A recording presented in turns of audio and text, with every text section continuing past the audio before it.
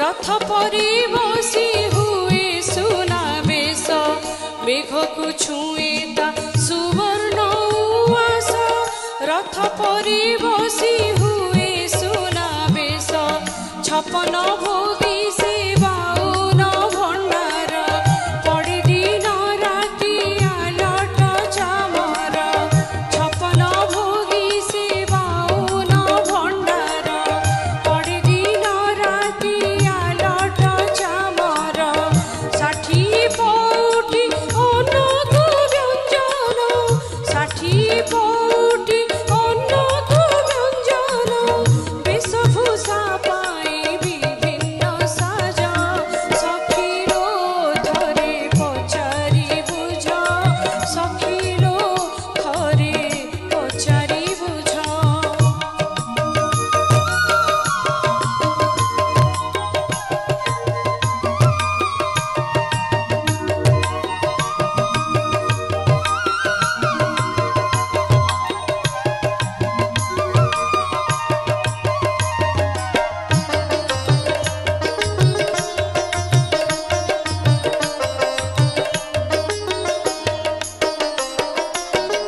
लक्षे योजन रे डाकिले कातरे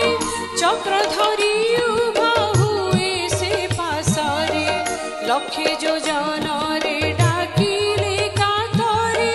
चक्र धरी उभा हुए से पासरे अपूर्ण हे